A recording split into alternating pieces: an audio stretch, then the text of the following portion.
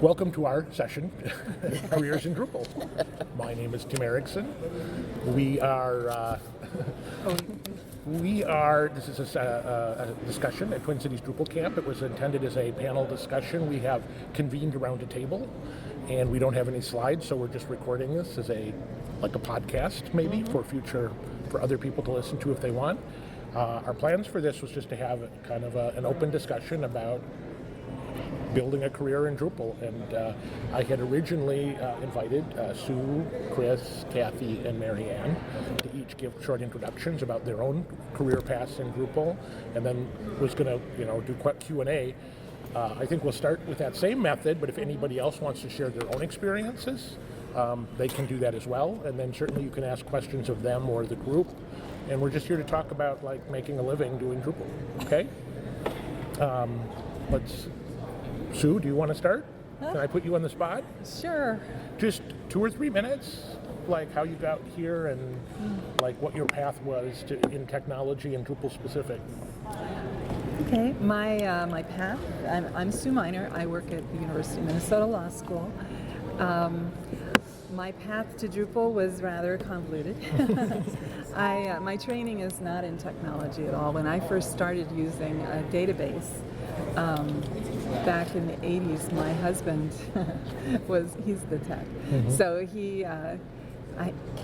I learned early on that if you're not technical and somebody who's technical tries to describe to you why things aren't working, and you're on a deadline, you're very short of patience. So that really helped me out when I moved into tech support at an educational software company that created Oregon Trail. So I worked there for a while, and then at the end of that I took an HTML class and I started to work on websites, static websites. And then I got a job at the university as a part-timer to help change a static website into a newer version of itself. Mm-hmm. And I was working with Greg Amundsen, who's my nephew, and he said, let's use Drupal. So that's my introduction to Drupal. Drupal 6 mm-hmm. was moving a static site into a less static mm-hmm. kind of site, something that people could update. But I still treated it kind of like HTML pages. I mm-hmm. didn't really do anything with it. And then we morphed that into Drupal 7 and started using views. And then now we're going to move it into 8, and that's pretty exciting. And I'm also working, my real job is mm-hmm. working on the law school's website, which is in Drupal 7 now. Mm-hmm. We moved that from Web GUI into Drupal 7. And then we're looking at migrating it to 8 in the coming year. So that's my path. I think it's worth pointing out that the University of Minnesota uses Drupal on a wide-scale basis, but it sounds to me like you were using it before the rest of you. Yeah, we were. My nephew was an early adopter. Okay, great. Chris, how about you? I graduated college, and it was the .com crash, and there was nothing out there, especially nothing for someone that hasn't really proven themselves. Just a college degree, no actual work experience. I had done some internships none of that mattered. And so I took a couple of jobs that just weren't my thing, but I was trying to find something to exercise that part of my brain. I looked at a lot of open source projects, and everything was just so mean. There's a couple of projects I reached out for help, and I got the read the manual noob response so many times. And that's a good sign that you don't really want my help, so I'll do something else. Drupal was really the first project I came to. I got onto the support forum, and someone actually provided help without making me feel terrible. Wow. And so I tried to build a website for my college buddies so that we can stay connected, even though we were all spread apart, and that went really well.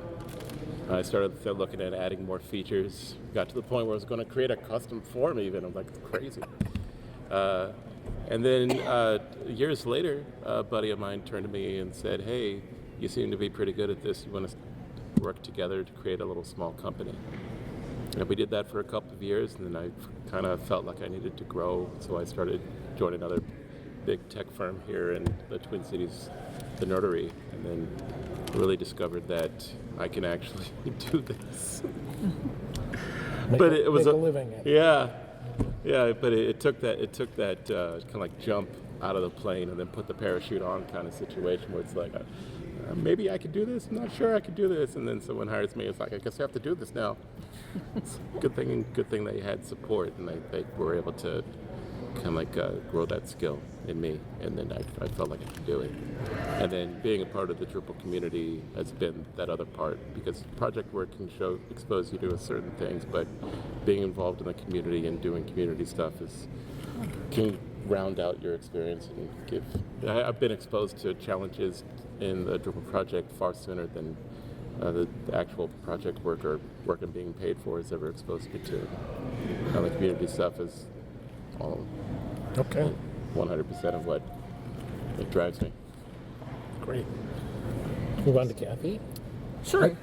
Chris, I don't remember if you introduced yourself. Oh, Chris Weber. At the Nerdery, right? At the Nerdery. So Cathy, introduce Nerd yourself. is a nerd. Sure. I'm Cathy. I'm YesCT online. I, out of college, got a job teaching computer science classes at UIC, and I did that for several years full time. And then I started having kids, and each kid I had, I worked a little less and less. And after the third one, I took a break from working for a couple of years, and then started back up again, volunteer working, making nonprofit sites that I was also a member of. And it was like the same thing. People were like, oh, you seem pretty good at this. I also have this business idea. Will you make me a site for this business idea? And I freelanced for a while. I became super active in the Drupal community, initially learning a lot and then transferring into a mentor role where I ended up helping other people get involved in the community. My kids got a lot older.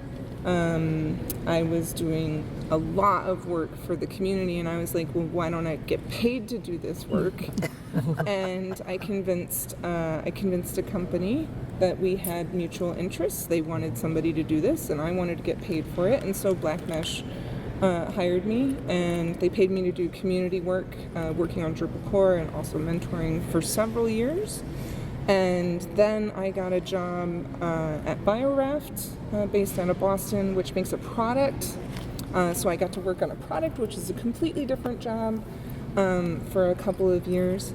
And that was really interesting, and did a little bit of DevOps and performance testing and legacy Drupal and Drupal 8 and like Composer and Docker. And it was just like, it was everything.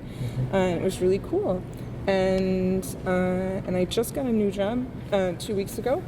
So I'm at Lullabot now. Don't know if you can tell. And I'm in the support and maintenance department there. And we'll see what happens.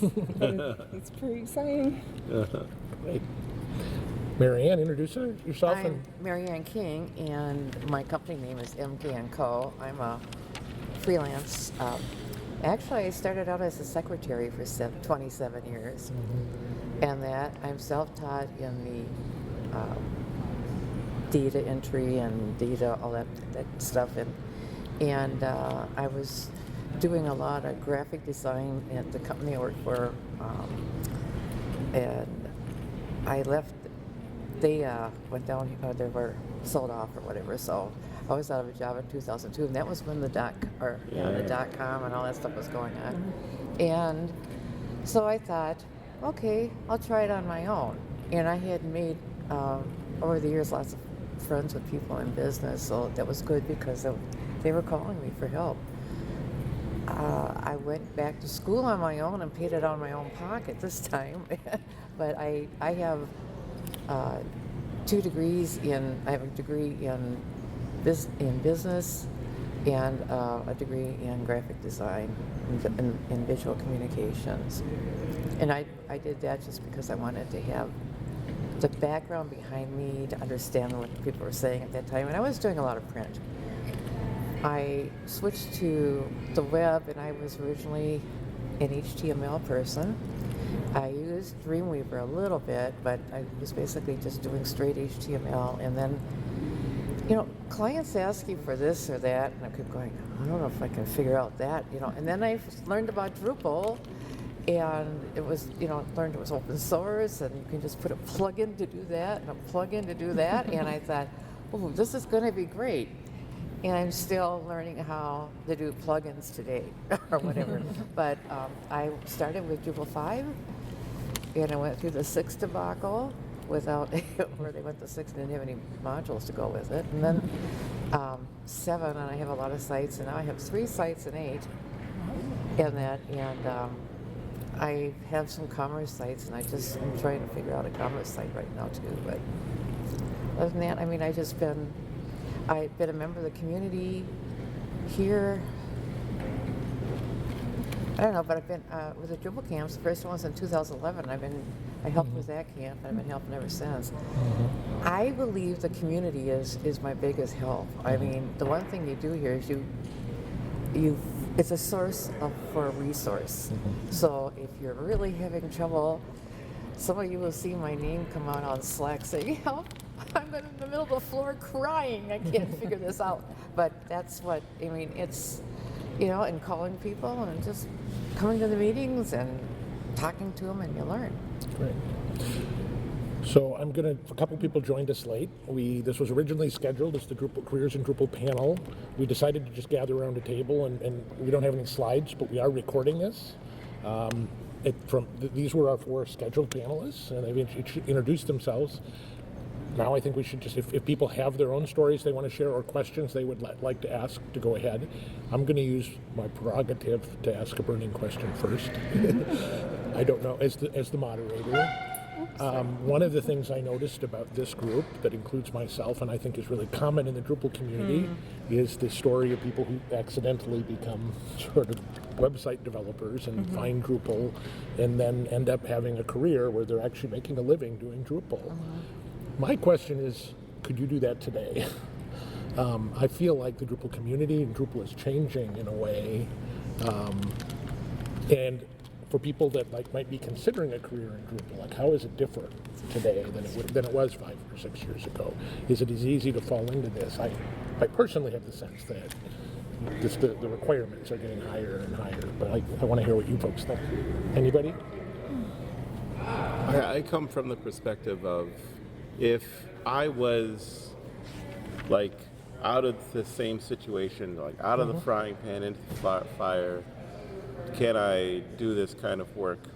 I would hope that a project like Drupal could be discovered by that individual instead of the projects that I discovered that were very unhelpful and kind of poisonous almost for a person's confidence.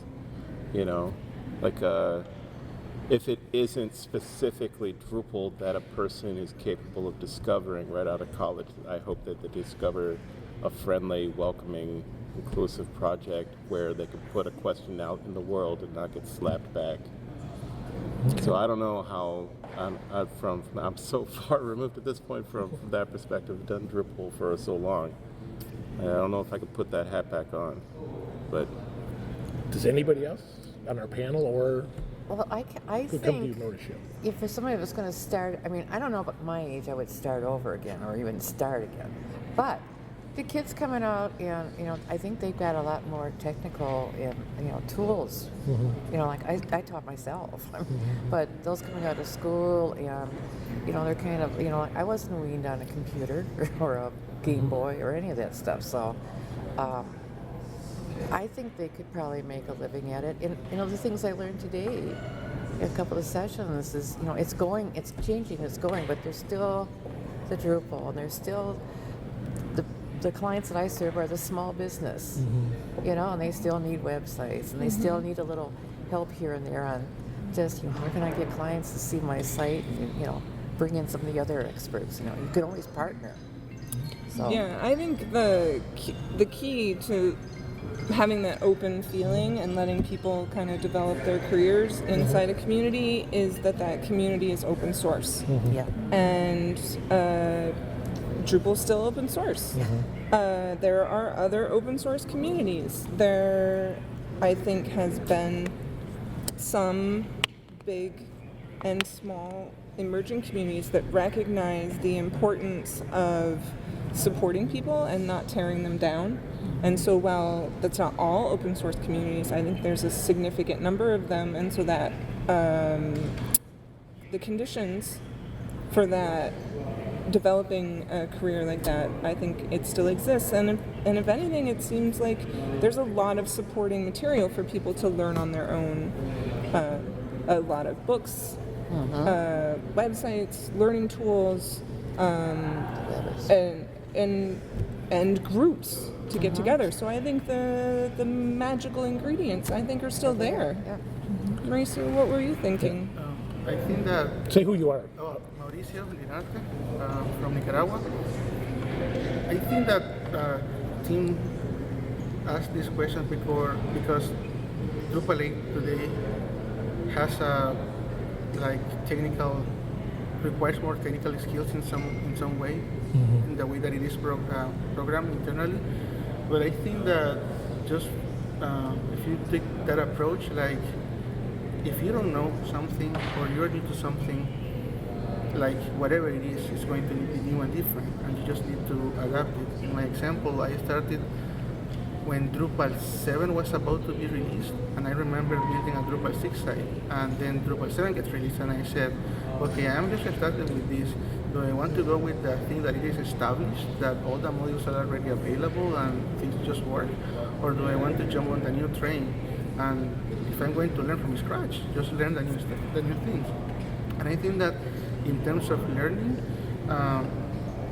if it is going to be new, it's just like me to do it. But I think that if we focus only on the code, that we are not actually getting the value for the community. Like, if you ask me, it is easier today than before, by all means. For example, today we have tools like Simply Test Me or Pantheon, like you can spin up a Drupal site in 5 minutes, and we today are able to provide workshops when we build like real websites in a day. Back in time, like you might spend 3, 4, or 5 hours trying to get a lemon stack in your computer and getting frustrated because of that. I have a friend that says, I tried Drupal like 10 years ago and I couldn't even install it after a lot of effort, and that's bad. Like, I think one of the reasons that I myself got motivated into getting to Drupal was I was able to accomplish a lot of things without having all the knowledge or the skills, and like having these tools to be able to build fast and quickly. And again, like the value for the community is impressive. Today we have Kevin Thol making recordings of videos, like that was unthought years ago. And now, without having to spend thousands of dollars traveling to conferences, which has value in itself, but still, if you're just starting on your own, you can watch those videos. And I think we have come a long way, but we can still do a lot. For example, probably I am the only non-native English speaker, and Drupal is still heavily focused on English material. That's one thing that we can improve, and I guess that's one way to like make a bigger impact beyond just like us. But yeah, I think in general it's easier, and the thing that's more powerful is the community and being able to share openly about what we know. Does anybody else have any questions or anything else to add to that topic? I have some questions I can ask, but I want to give other people a chance first. Anybody else? Well, just that I did appreciate that question, because I have background in libraries and law schools and digital inclusion efforts, and we are a nonprofit at a Drupal-based site a few years back. But I've thought about moving into working with the websites myself, and I wondered just what the learning curve would be if you wanted to try to wear that hat. Sure. It's a good question. I just want to clarify.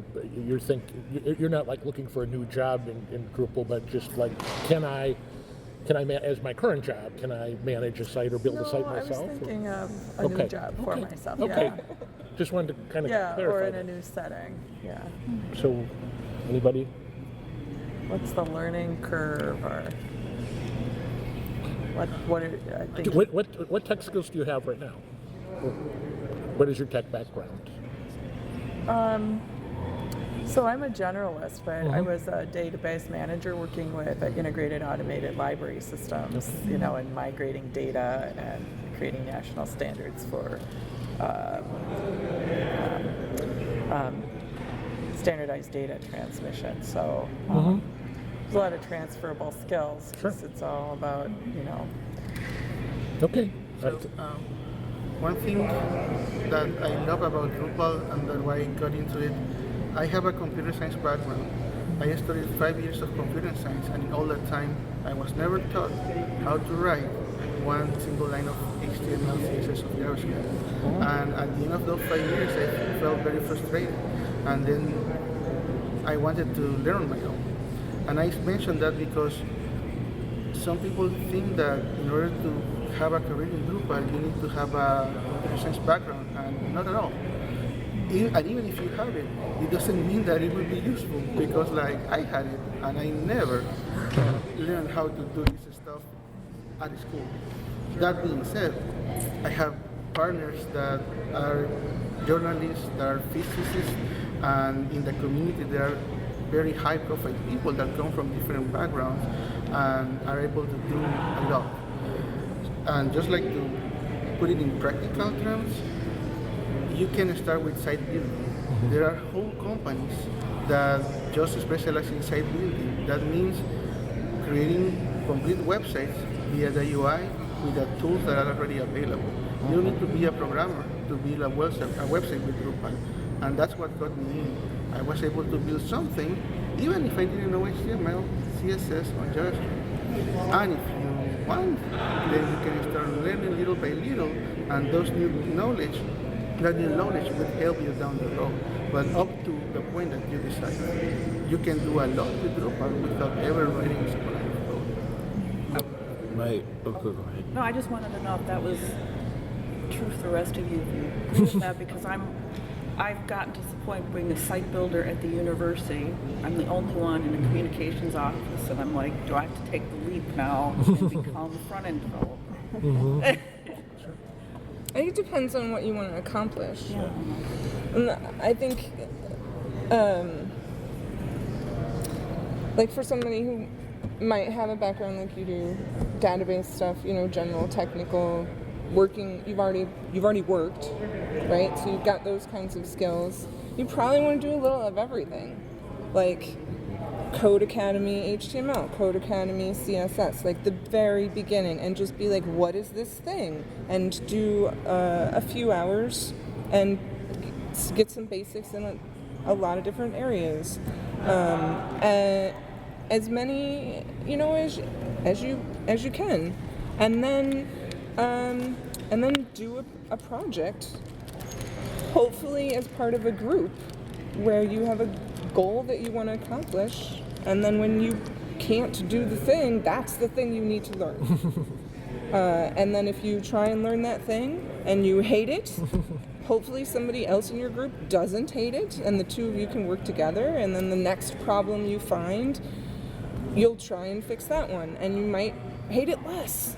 And you'll be like, oh, well, maybe I want to learn some more about this. So I would suggest a combination of not university courses, but some kind of basic introduction, self-paced, practical, online, free, very limited and time-boxed. Don't go down any rabbit holes. And a smattering of things, and then pick a project. Make money on it, don't make money on it, and then... But just try to build and a then, thing. you know, yeah, build a thing. And if you don't know what you want to build, you know, build something somebody else wants to build, and be part of a group. And find a mentor, yeah. My first website was kind of like my resume.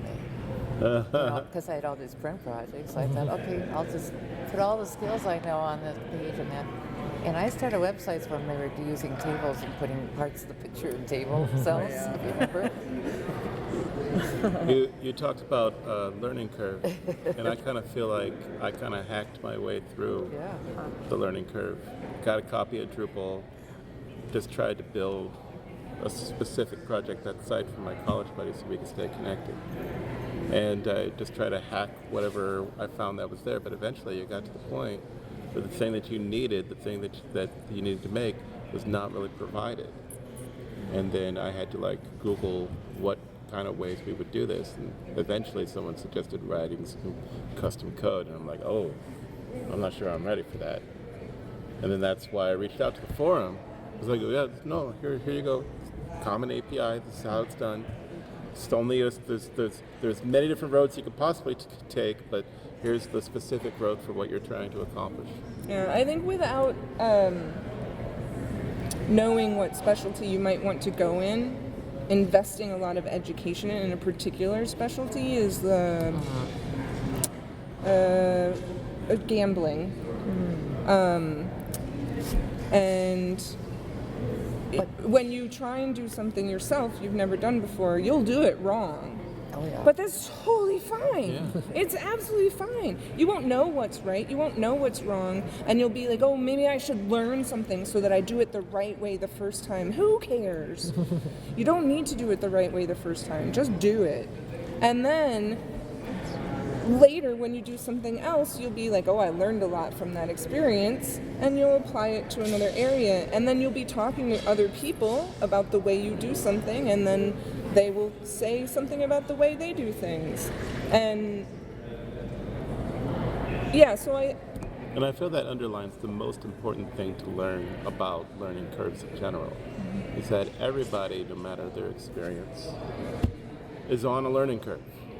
Oh. And the most important skill to gain from this entire process is the courage to ask for help. Right.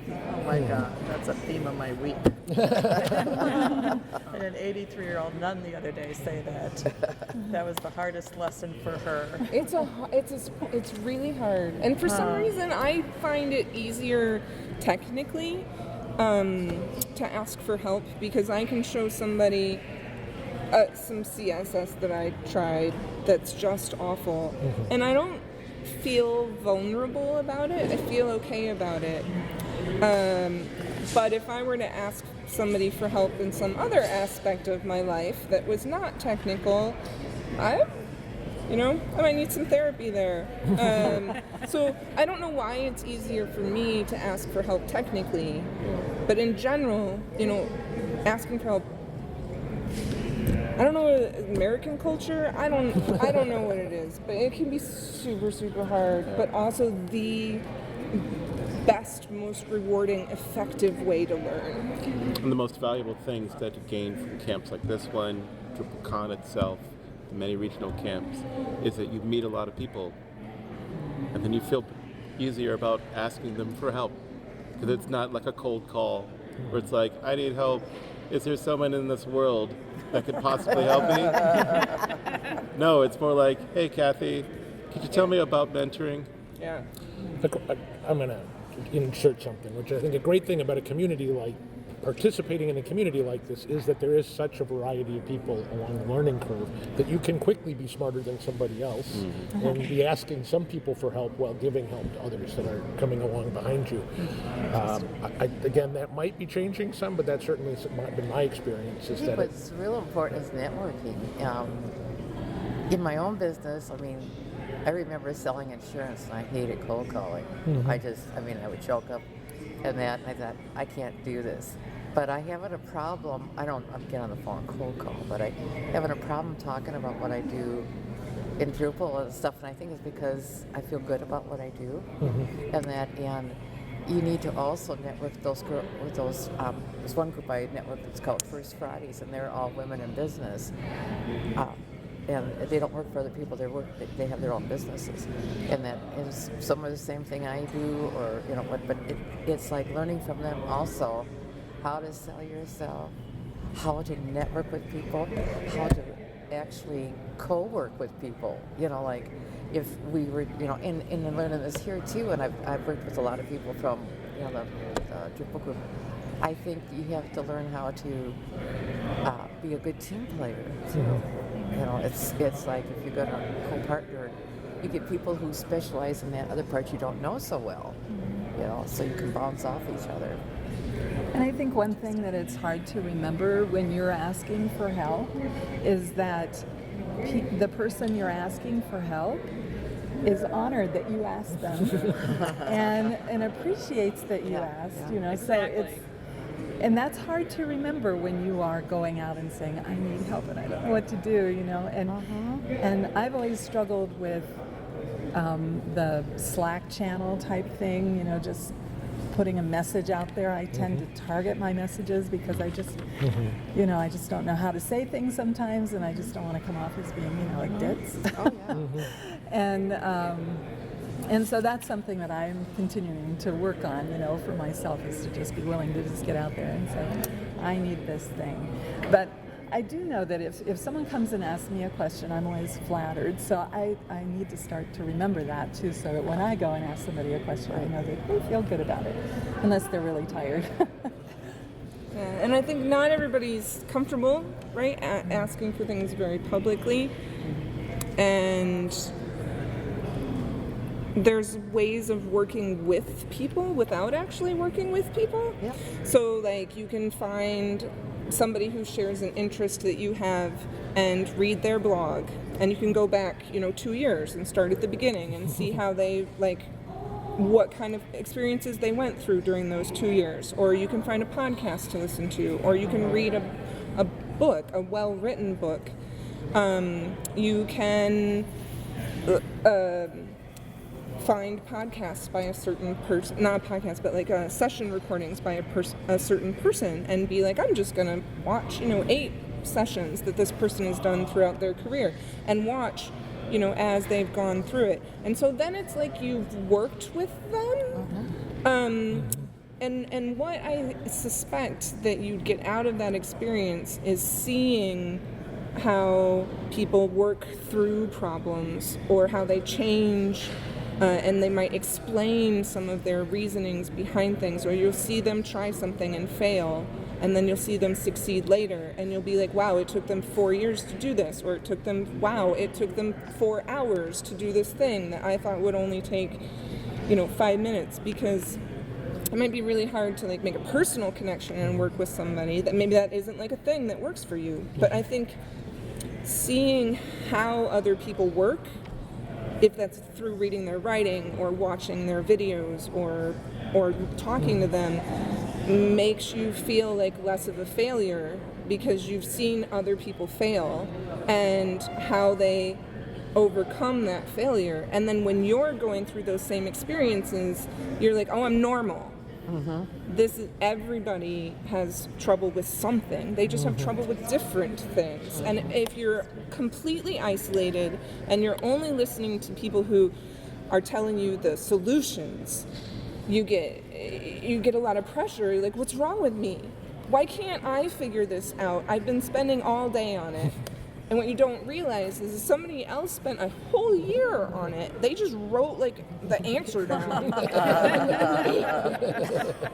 And it looks like it didn't take them very long. So I don't mean to pressure people to be like, oh, you have to work in a group, but I want the experience of seeing how people work through things is so valuable. There's a lot of research that supports that. Just a second. So, this question about learning curves, we're talking about how to learn and acquire new skills. And one of the things that came up is to recognize that we're always learning. None of us are there, right? Part of being a developer is understanding that stuff is changing all the time. We're always having to learn new things, right? I'd like to sort of ask the group, our panelists, anybody else, because we're all learning new skills, what is the best, what do you find, in kind of short answers here, what is the best way you find when you need to learn something new? Like what works best for you? Because I think that's different for different people. Anybody want to start? How do you learn best? For me, it's nearly exactly what Cathy said.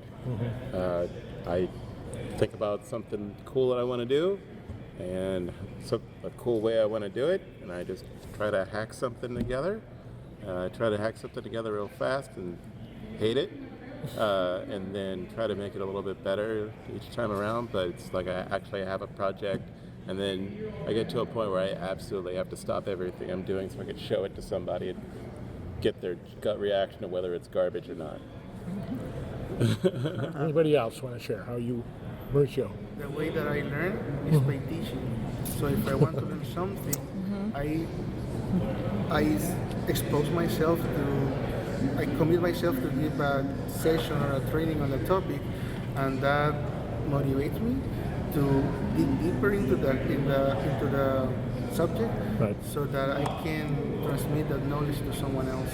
And literally, like, if I want to get better at something, I propose a session on it, a training on it, and then I learn much more.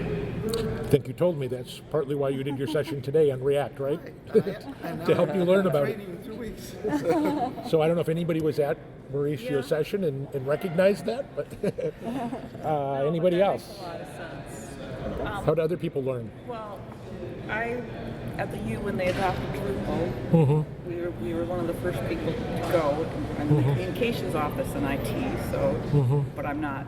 And I could do HTML and CSS, all that, but everything else was totally new. And I kind of got dropped into the deep end, and I had to support the site that a vendor did for us.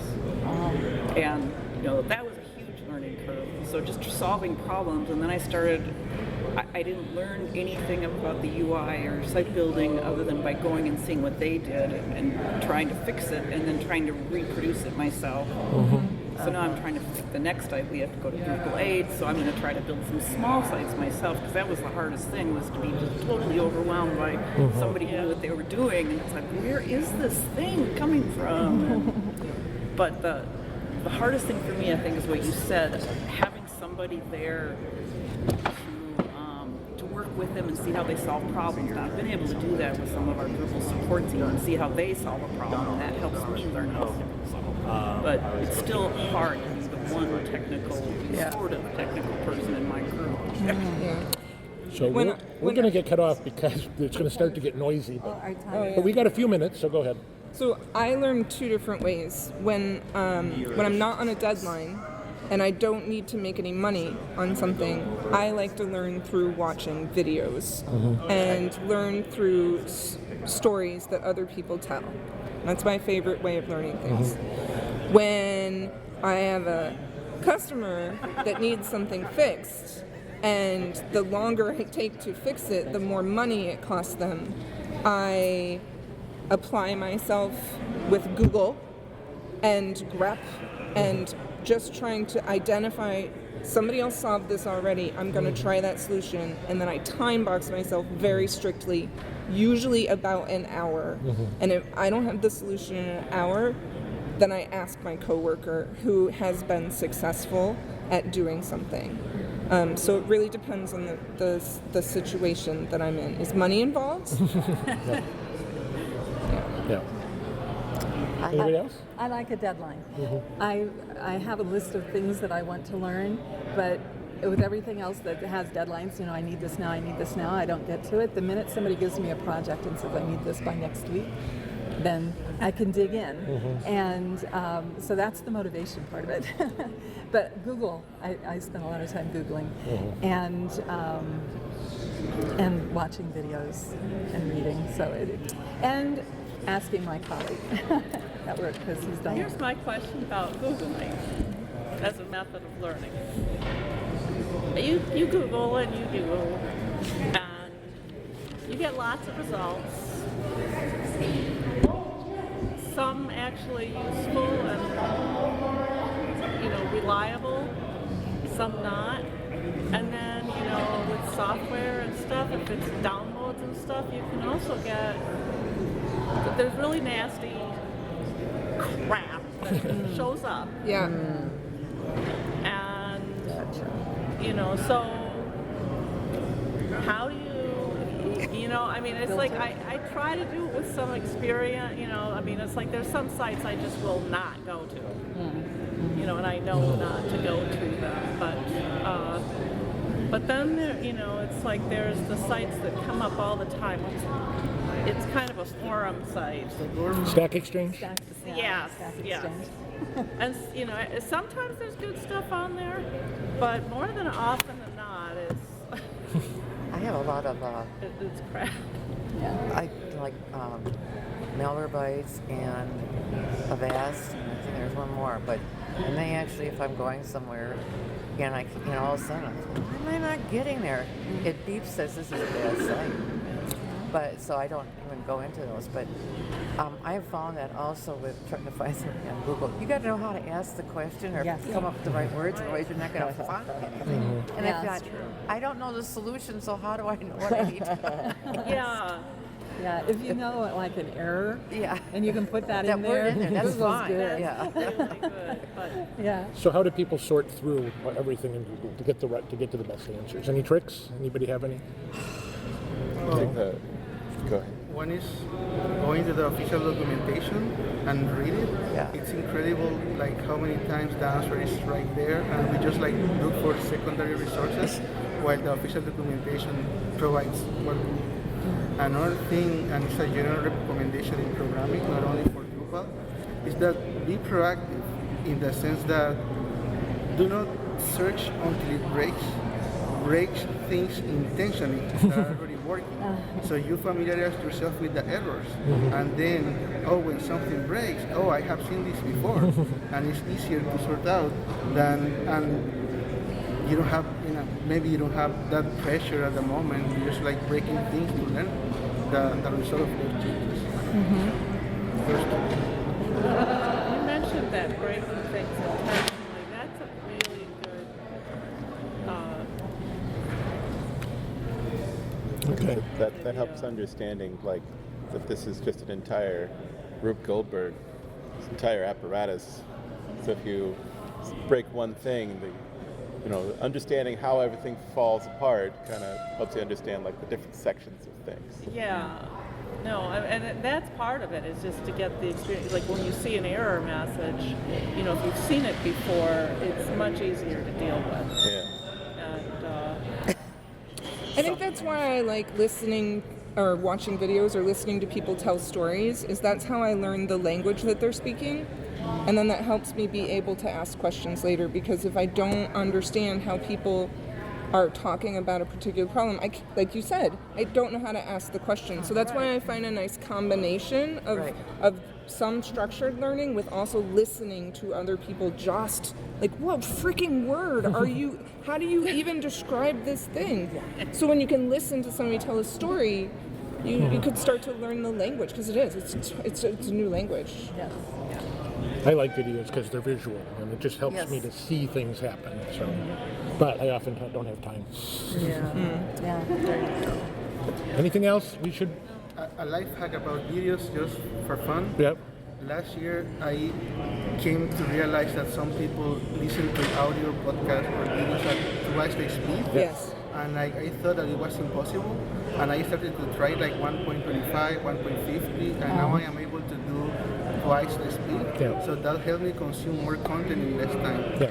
So it's like, oh, you mean you just speed it You up? can speed it Yep. up, Yeah. Yeah. But like, but you said you started at like 1.2. no, like, Yeah. like 25% over the Yeah. 5%. Yeah. And 100%. Pretty Like, good now. I build up my way, and it also depends on the structure. Some are pretty fast, and I need to like 1.5. Some are really slow and 2.5. But it's just like training your ear to a fast speech, and that I learned actually last year at this camp, because someone presented on accessibility, and they were listening like at 7 times the speed, and it's just a matter of training. Yeah. Like you can train yourself to optimize for hearing or watching, and you spend less time while consuming the same content. That's a great tip. okay. I think I'm going to turn this off.